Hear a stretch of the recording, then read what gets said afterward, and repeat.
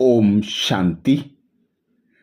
भविष्य के लिए ज्ञान सागर बाप दादा ने कहा है, आगे चलकर दुखों के पहाड़ गिरने हैं। सोचना चाहिए कि यदि अभी हम छोटी समस्याओं का सामना नहीं कर पा रहे हैं तो बड़ी आपदाओं में हमारा क्या हाल होगा। हमें अपने से बात करना चाहिए, अरे मन, तू इतना कमजोर है क्या? चिड़िया बरसात से पहले अपना घोंसला बनाती है, तो क्या हमें मनुष्य होते हुए भी आने वाली परिस्थितियों में सुरक्षित रहने की पहले से ही तैयारी करने की अक्ल नहीं है? वर्तमान जीवन में अनेक विघ्न हमारे समय और संकल्प के खजाने को नष्ट करने समय प्रति समय आते हैं, परंतु जब मेरा तो एक शिव बाबा, दूसरा ना कोई, ऐसी लगन की अग्नि प्रज्वलित करके बाबा की विधि पूर्वक याद में मगन होंगे, अटेंशन का पहरा लगाकर पुरुषार्थ में निरंतर दृढ़ता रखेंगे, तो असंभव बात भी बाप दादा कहते संभव हो जाएगी। हम विजयी रत्न बन जाएंगे। ऐसे स्वमान में हमेशा रहकर हम नशा और शक्ति प्राप्त कर सकते हैं।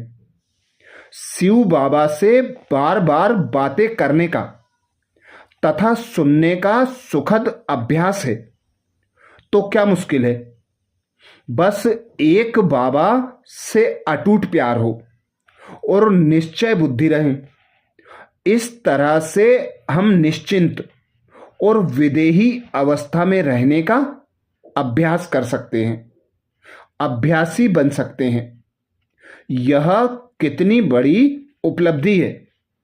इन शक्तियों के कारण ही हम श्रेष्ठ राजयोगी बन सकते हैं और सुंदर और श्रेष्ठ शक्तिशाली स्थितियों के भंडार को बढ़ा सकते हैं, अनुभव को बढ़ा सकते हैं। राजयोगियों की श्रेष्ठ स्थितियां हमें सदा बुद्धि में रहे, अर्थात स्मृति में रहे। मनन करें, मैं दुनिया से न्यारी स्थिति में हूं। रू रिहान करते समय प्रभु प्रिय स्थिति हो, मग्न अवस्था फरिश्ता स्थिति हो, बीज रूप स्थिति में विकर्म विनाश की स्थिति हो, विश्व कल्याणी अर्थात महान सेवा की स्थिति हो।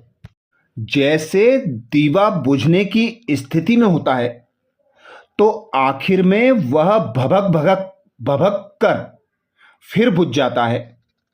उस रीति कलयुग पूरा होने के पहले माया अर्थात 5 विकार साधक पर भिन्न भिन्न रूपों से अंतिम वार करती है। ईश्वरीय विद्यार्थी बनने के बाद भी कुछ व्यक्ति आसुरी अवगुणों के चंगुल में फंस जाते हैं, क्योंकि पुरुषार्थ में थक जाते हैं। इसके बारे में स्पष्टीकरण ऐसा दे सकते हैं कि प्रभु पिता के साथ का कंबाइंड स्वरूप जब उन्हें याद रहता है तब पुरुषार्थ सहज हो जाता है, क्योंकि माया दूर से भाग जाती है। परंतु प्रभु प्रेम से मन बुद्धि का योग अर्थात कनेक्शन टूट जाने से शक्ति नहीं मिलती। जिस प्रकार युद्ध के समय शत्रु भी पहले रसद के मुख्य स्थानों पर हमला करके उनसे संपर्क काट देता है, उस रीति माया योग लगाने नहीं देती। फिर साधक समस्याओं से घिर जाता है, रोज ज्ञान स्नान नहीं कर सकता। योग में उसको मजा अर्थात आनंद आना बंद हो जाता है। ब्राह्मण जीवन की श्रेष्ठ मर्यादाओं का उल्लंघन हो जाता है परिणाम स्वरूप ऐसे ब्रह्मवत्स बाप दादा द्वारा प्राप्त ज्ञान का उपयोग प्रतिकूल प्रसंगों के समय नहीं कर पाते और परेशान हो जाते हैं। इसके मुख्य कारण है दृढ़ता की व शक्तियों की कमी, आलस्य, निराशय, विपत्तियों से उबरने के लिए आवश्यक महावाक्यों की विस्मृति और पूर्व अभ्यास का अभाव। अतः हमेशा ध्यान में रहे कि परमात्म स्मृति ही सेफ्टी की छत्र छाया अर्थात सुरक्षा कवच है। पिछला हिसाब सूली है, लेकिन परमात्मा की मदद सूली को कांटा बना देती है। बात बड़ी हो तो उसे छोटा बना देती है। परिस्थितियां आनी जरूर हैं, क्योंकि सब कुछ यहां ही चुकता करना है। इसलिए निश्चय से सदा आगे बढ़ते रहना है। प्यारे बाप दादा कहते हैं, अनुभव करो कि मेरे मस्तक पर बाप के वरदानी हस्तों की छाया है। बाप और आप इस स्मृति की लकीर से बाहर नहीं आओ जब तक इस छत्र छाया की लकीर के अंदर हैं, तब तक कोई माया की हिम्मत नहीं।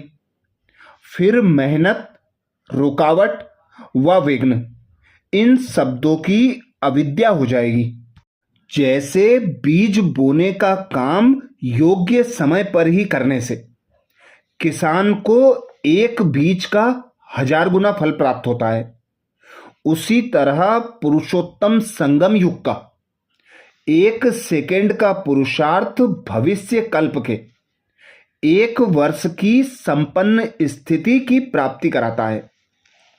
ऐसे अमूल्य समय पर इन शक्तियों की धारणा का पूर्व अभ्यास और रोज दिनचर्या में उपयोग अति आवश्यक है। इससे alert, accurate, allrounder, ever ready रहकर अंतिम परीक्षा की तैयारी हो जाती है। जो विद्यार्थी जीवन में अच्छी पढ़ाई करता है, मेहनत करता है, उसे परीक्षा में विशेष श्रेणी में उत्तीर्ण होने का आत्मविश्वास पहले से ही बना रहता है। इस संदर्भ में बाप दादा ने भी कहा है कि बहुत काल का अभ्यास ही अंत घड़ी में पास विद ऑनर बनाता है।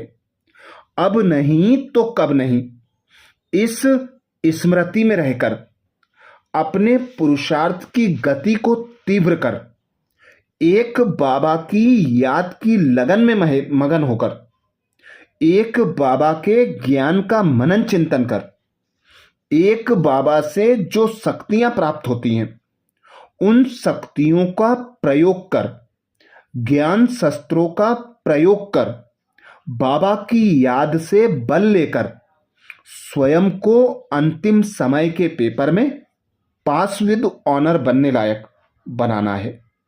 क्योंकि अब समय ऐसा प्रतीत होता है कि समस्याओं का पहाड़ गिरना है।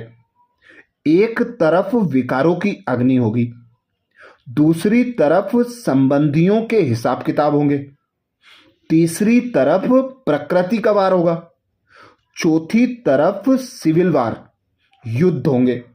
तो ऐसे समय में बाबा कहते पुरुषार्थ का समय नहीं होगा।